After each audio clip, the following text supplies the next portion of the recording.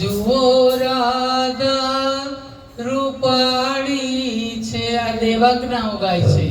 આ બેન સાથે જોઈને રાધાને શ્યામની જોડી જુઓ કેવી નિરાળી છે. સલુણા શ્યામની સાથે જુઓ રાધા રૂપાળી છે. મુગટ છે મોર પીછાનો ચમકતા કાનમાં કુંડળ મધુરી મોરલી ઊંખે ગર્યા શણગાર છે સુંદર. વાંકડિયા વાળની જુઓ લટો કેવી સુહાની છે. સલુણા શ્યામની સાથે જુઓ રાધા રૂપાળી છે. રાધિકા રાસ દુલારી કનૈયો રાસ વિહારી. રાધિકા પ્રેમની મૂર્તિ કનૈયો પ્રેમ પૂજારી. કનૈયો ગામ ગોકુળનો રાધા બરસાનવાળી છે. સલુણા શ્યામની સાથે જુઓ રાધા રૂપાળી છે.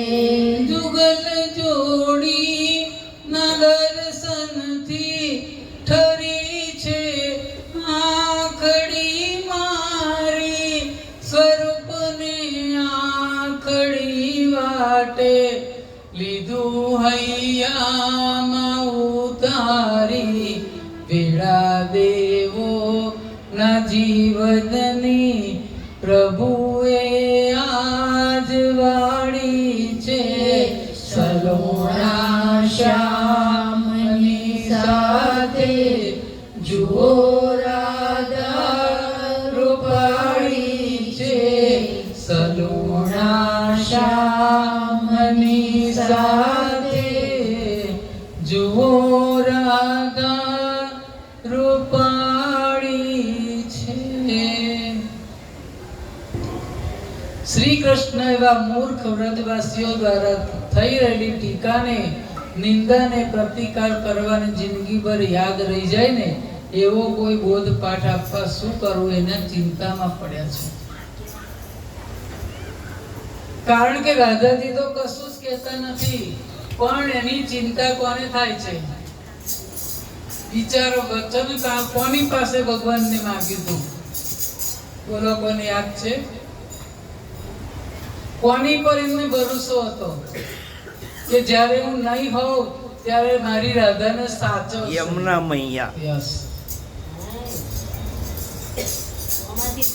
અને શ્યામ સુંદરે યમુના કિનારે આટા મારતા મારતા પોતાની બુદ્ધિ ચલાવવા માંડી કે આ લોકોને મારે કંઈક બોધ પાઠ શીખવવો. રાધા તો કઈ નહીં બોલે, પણ મારી રાધા દુઃખી હોય અને જો રાધા મને આ વાત ના કરે તો એનો મારે કોઈ પણ રીતે આ લોકોને બોધપાઠ શીખવવો પડે.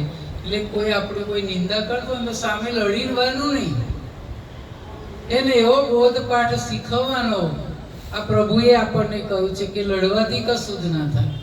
અને ત્યારે એ આપણા માટે લીલા કરતા હોય અને એવી રીતે મનમાં નક્કી કર્યું. બીજે દિવસે બપોરના સમયે નંદ અને યશોદાની ગૌશાળાની અંદર એના પાગરણમાં આંટા મારે અને જોયું ને ચીસ પાડી ઉઠ્યા કે હાય હાય મારા લાલાને શું થઈ ગયું